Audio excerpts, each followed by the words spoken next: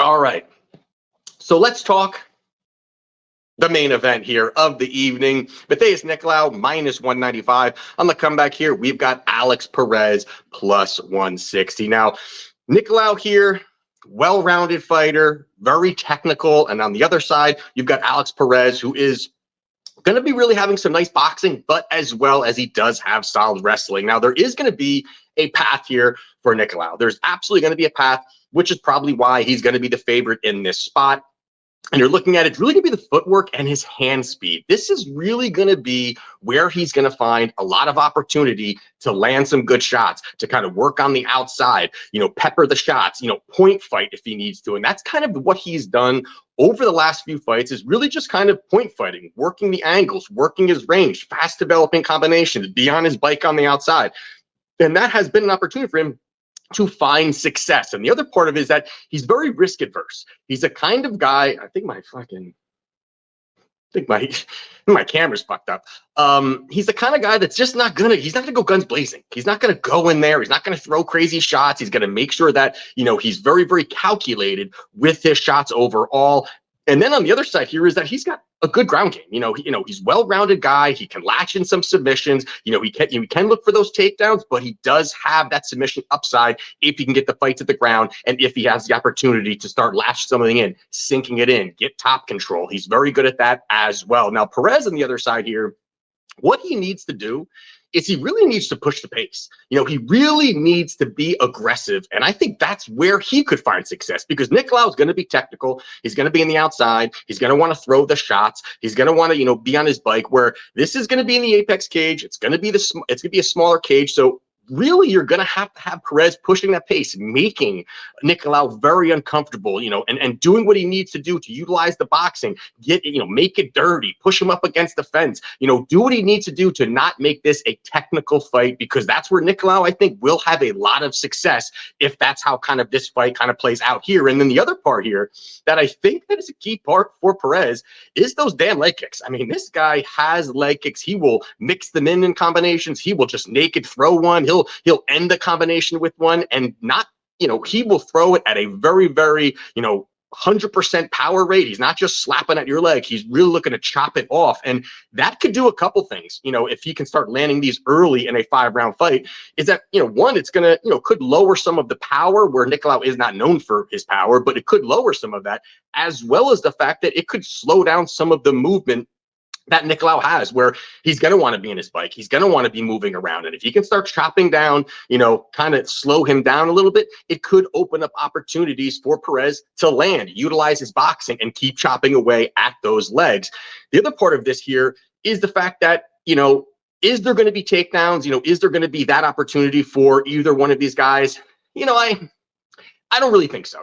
I do think there can be an opportunity there. I think that each of them can find some level changes and those kinds of things. I don't think this plays out on the ground very much. You look at their takedown defense. Nicolau, 93% takedown defense. You've got Perez at 82% takedown defense. So I don't think that either one is really going to be shooting for that. I think, again, it's mixing it up. It's kind of making it difficult for both or either fighter to kind of, get into a rhythm, get into a groove, know that, hey, I can shoot. Now, Perez, he may look for some wrestling, but you do have the threat of those takedowns. Of the takedowns, of the submission game, where, Perez puts his head in the wrong place, the fight could be over. So you do have that. But I think one of the biggest red flags, really, when you're looking at this fight and going back and when I was rewatching the tape, is that chin of Nicolau. I mean, the durability concern is very high for a guy that's nearly minus 200, and it could actually be past that at this point. It looks like it's kind of been, teetering around that number, but that to me is very worrisome when you're kind of paying up for a fighter like that, where we've seen him rocked, we've seen him wobbled, we've seen him rocked in fights where he's even won,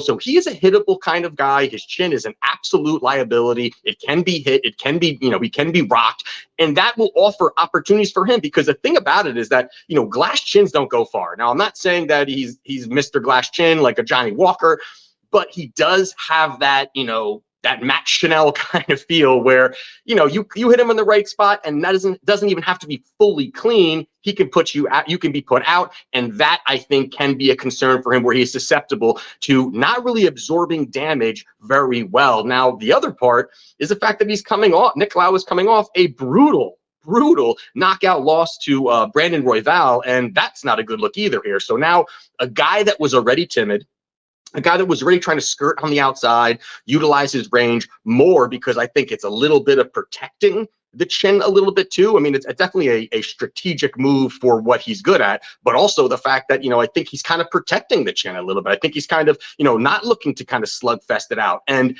that, to me, now he's coming back off of a terrible knockout loss.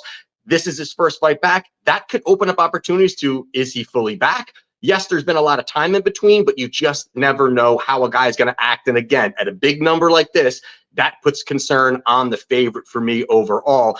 And then lastly is the strength of schedule. You know, Nicolau, when you're looking at it, you know, he has some wins. You know, he's got some nice wins here, but you know, they're suspects. You know, when you really look at it, they're not the greatest wins overall, and they were close fights. I mean, when you're having a really close fight against David Dvorak and you win 29-28 in a, you know, a close fight, or, you know, Tim Elliott, you know, you have a close fight with Tim Elliott. Now, Tim Elliott's scrappy, you know, we know he's tough, but we're trying to put, or at least the UFC or whoever it is trying to put Nicolau kind of in this title contention. You know, he's kind of the next guy that could be looking at a title contention. And if he's having debatable fights against these guys, that's a big concern overall. The other guy, he knocked out Matt Chanel, who we just talked about, terrible chin.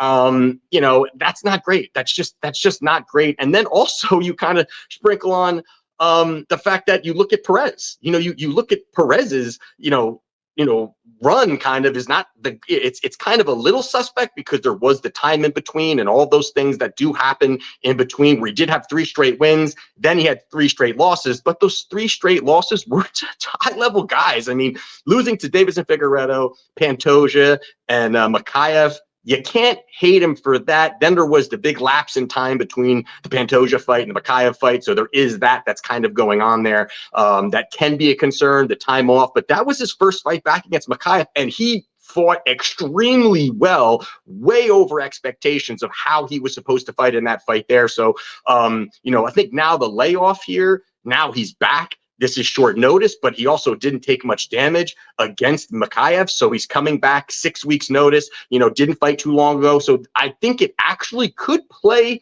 towards the underdog here, where I just look at this spot and I got to say, this is dog or pass for me. I am not really sold on Nicolau. I think he has ability. I think he's a good fighter, but there are some red flags. There are some concerns. And at you know, 2-1 favor here, I don't like it. I got to go Alex Perez here, plus 160 to get the job done in the main event. I think that's where the value is there. Now, the next fight we're going to talk about here is Ryan Spann, minus 205 against Bogdan Guskov. Now, this is an interesting one here. I actually, now I know, again, some people are going to feel, hey, is this a great fight or is this not? I think this is actually a pretty good fight, and it will be entertaining as well. But when you look at this, both of these guys are finishers. These guys are going to look to move forward. They're going to look to throw big shots. They're not going to be scared to throw big shots. Hold on a minute. They're not going to be scared to throw big shots. And both of these guys, damn it, they can't. When I drink a beer, the camera moves or zooms in on my like elbow. But now you look at Spann. This guy has more weapons. There's no doubt he has more weapons and has more UFC experience in this fight. No doubt about it at all. He does have the grappling. He can, you know, he will look for those submissions. He does have power in his hands, which does make him, you know, a tough guy, a tough out, you know, overall. And you look at it, 21 victories, 12 submissions, 6 knockouts, 3 by decision. So you look at Spann, the guy does have that strength, that physicality advantage as well too. He's big for the division, big guy overall, and he's getting those finishes. He's latching in on the ground. He can look to, you know, wrestle, look to get those takedowns, look to get some of that control time. But when he's down there, he can be sloppy, and that can be an issue for him. But again, he is a big guy. He is a strong guy, and that is something that he could possibly go to. Now, the other side of that is the fact that the wrestling is not the greatest. It is the sloppy part we were saying, but you look at the takedown success rate of 35%, not great at all. And then also you add in the fact that the cardio concerns, Spann does not have the greatest cardio. He is a guy that is, both of these guys. I'm not saying, Guskov is some, cardio machine, but we do see that Spann does have that issue, and that could also be where he's not going to look for repeated takedowns. There are going to be opportunities for him probably in this fight here, but I do think that this is probably going to be just a big scrap, big shots being thrown early and often on both sides. Now, Guskov on the other side, 15-3, and he's only been to decision one time in his career, and he also has 13 knockouts, 2 submissions. I mean, definitely an entertaining style when you're looking at how, him, and just kind of why he's probably in the co-main event overall is probably because of his style and what he's going to bring inside the cage. Now, the other part about this is that when you're, and again, I kind of just talked about it, about, Nicolau, about some of the concerns that you have when you're going to be paying up on a guy that's minus 200. When I start looking at a guy minus 200, 250, there, it's better be rock solid. It better be pretty friggin' rock solid, in my opinion, when you're looking to even parlay it or whatever it is. And there are concerns on Nicolau's chin and those things that we just talked about. But on the other side here for, Spann, now we're talking the same thing, minus 205 here. And the issue for me is that they're both sloppy. Guskov and Nicolau, Guskov and Spann are both sloppy, and they're both hittable.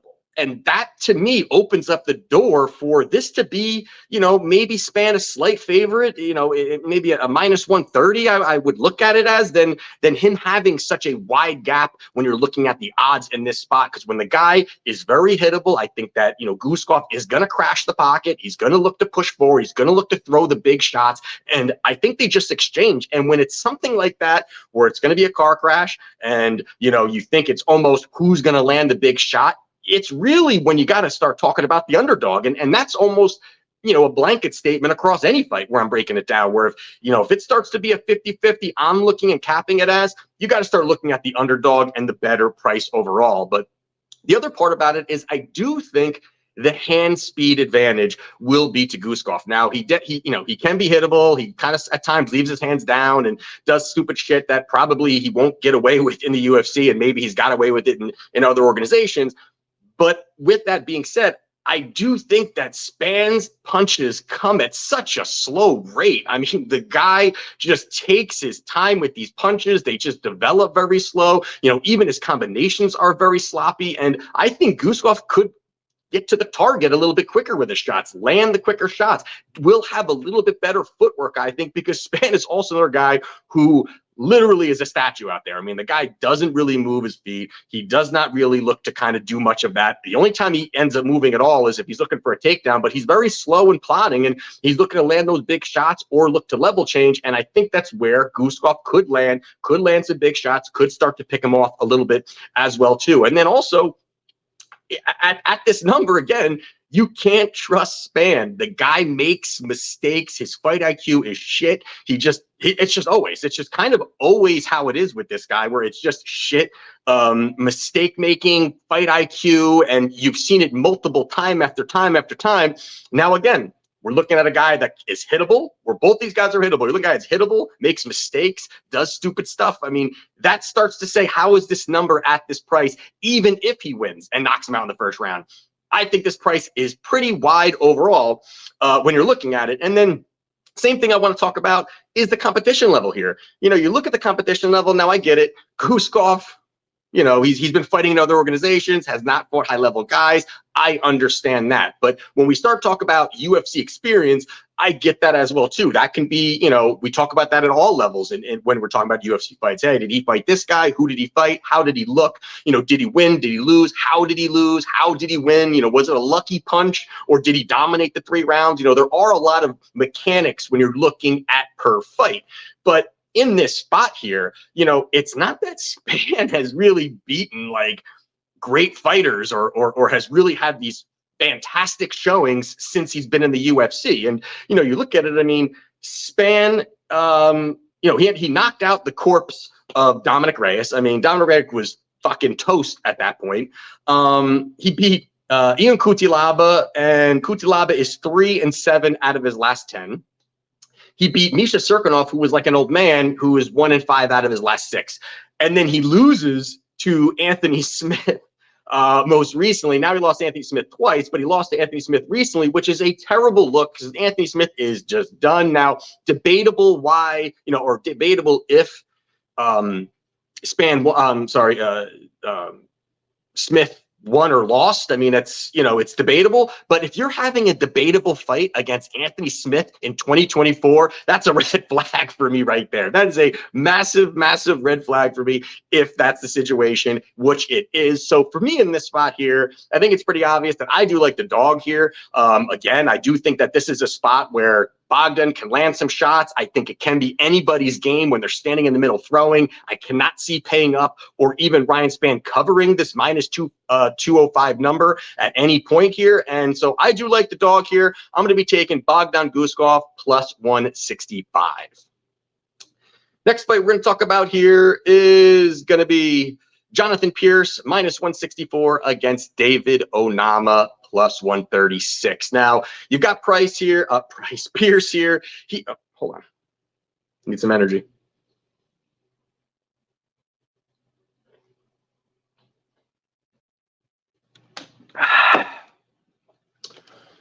All right, that one was for Alex Pereira last week, the knockout. That was for him right there. All right, so we're going to talk about Jonathan Pearce. And Jonathan Pearce here, he is a relentless wrestler. He's going to push a pace. He's going to get in your face. He's going to look to chain wrestle and dive at legs for as long as possible. Underside, you've got David Onama, explosive striker with knockout power. Now, Onama is an absolute finisher. This guy has the ability to put anybody out, has the strength, has the power overall, 100% finish rate. When you're looking at it, 11 wins, 7 by knockout, 4 by submission. He's very athletic, does have, is explosive, and the physicality advantage he's going to have here, I do think is going to be wide. I think that will be a little bit of an issue here for Pearce, where he's trying to just muscle him down, try to get some of those takedowns, try to do those things. And I think that can be a problem where Onama is strong, is explosive, will be, I think at points tough to get down because of that physicality advantage. Now, he's coming off a nice KO victory over Gabriel Santos. And what he's going to need to do here is just sprawl and brawl. He's going to need to sprawl and brawl as much as possible, defend, throw the big shots. He's going to be clearly the better striker, the better, versatile combinations that he's going to have. And that's going to be where he wants to be on the feet. If Pearce can't get him down, there's absolutely going to be opportunity here for Onama to land that kill shot. But the one thing here, when you go back and look at footage, is the clear vulnerability for Onama, and that's takedowns. He just does not have the ability to stop takedowns, and we have seen that throughout. He does not really look very good when it's going on there, and it really lines up perfectly with what Pearce is good at, and that's going to be the wrestling. It's going to be, the cage pushing. It's going to be the level changing. It's going to be, positionally winning, and that's how he's going to be winning here if he's going to be going out there and dominating over those 3 rounds. And also Pearce, that pressure wrestling that he does have, he'll be consistently pressure wrestling, consistently pushing up against the fence and smothering really what the opponent can do. And the problem here for opponents that face Pearce is the fact that, say it's, round 1 and Pearce has kind of got you up against the fence, you're defending takedowns, up against the fence, defending takedowns, maybe you're separated for a little bit, both you land, Pearce dives back in for takedown, or at least even if he doesn't get it, he's kind of got you up against the fence or you're defending, and now the round's over. How do you have to give that round to Pearce. It's tough to give it to the other guy where he hasn't been able to get the offense off. He hasn't been able to land any clean shots, or even if he's landed shots, they both maybe landed somewhat near the same as the other one. And, how do you give it to the other guy? Pearce is going to win for optics and just how it looks. And that's going to be very tough for him to do, for the opponent to kind of find opportunities to win that round if they're defending for the entire round.